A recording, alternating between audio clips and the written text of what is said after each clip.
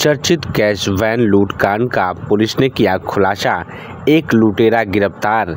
बिहार का अंबानी गिरोह ने वारदात को दिया था अंजाम।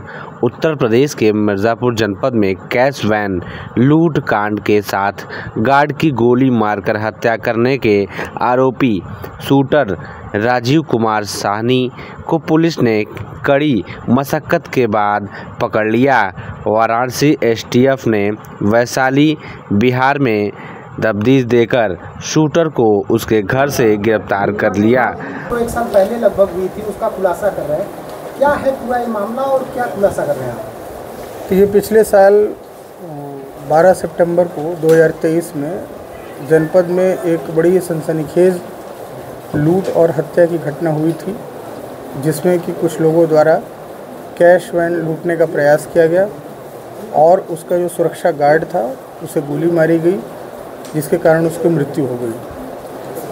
तुरंत इस घटना के अनावरण के लिए जनपद मिर्ज़ापुर से कई टीमों को लगाया गया था। सभी अधिकारियों ने घटनास्थल देखा और इस घटना के अनावरण में कई टीमें काम कर रही थी। कुछ दिन बाद इस विवेचना को ट्रांसफ़र किया गया एसटीएफ को, और उसके बाद से एसटीएफ ने इस विवेचना को ग्रहण करके आगे की जो विवेचनात्मक कार्रवाई है वो शुरू की। लगातार टीमें लगी हुई थी और एसटीएफ के सहयोग में जनपद मिर्ज़ापुर की टीम भी लगातार कार्य कर रही थी, और इसी क्रम में इस घटना का अनावरण हम लोगों ने किया और इस पूरे गैंग को हम लोगों ने ट्रेस किया। ये गैंग ज़िला वैशाली बिहार का रहने वाला है और 4 लोग जो इस घटना में शामिल थे वो आनंद मोहन, अमन, मुन्ना साहनी और अंबानी, ये 4 लोग थे जो जमदाहा ज़िला वैशाली के रहने वाले हैं। और ये बड़े ही जघन्य अपराधों को पूर्व में भी कारित कर चुके हैं, जैसे कि समस्तीपुर, मुजफ्फरपुर इत्यादि जगहों पे बैंक लूट करना, हत्याएं करना। इनके पास से AK-47, कार्बाइन, पिस्टल इत्यादि पूर्व में बरामद हो चुकी है और इस तरह की घटनाओं को लगातार ये करते रहे हैं।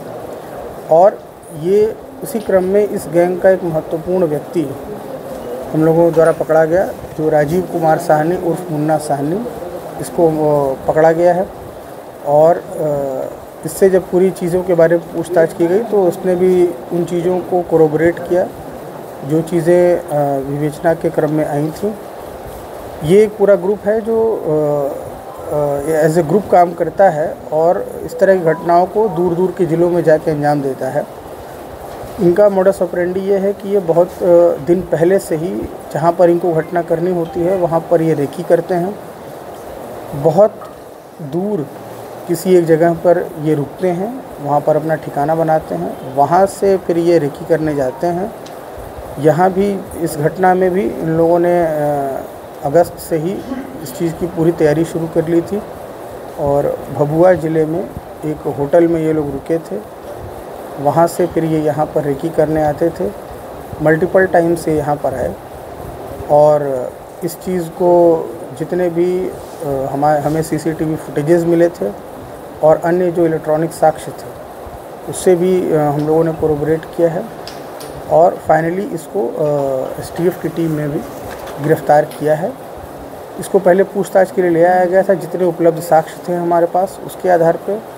उसके बाद जब पूछताछ के दौरान इसने सारी चीज़ों को बताया है तो उसके बाद इसे नियमानुसार न्यायिक हिरासत में भेजा गया। ये बताएं कि काफ़ी ये एक तरीके से ब्लाइंड एक घटना थी, इलेक्ट्रॉनिक साक्ष्य भी नहीं थे, काफ़ी आप लोगों ने सर्च भी किया था।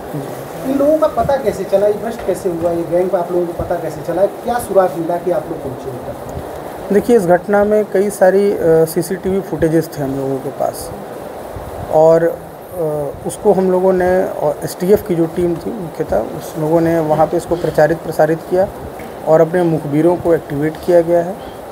उसके बाद कुछ इलेक्ट्रॉनिक साक्ष्य थे, जो मोबाइल सर्विलेंस का इस्तेमाल किया गया। इसमें मैनुअल मुखबिरों से लगातार कांटेक्ट में थी टीमें।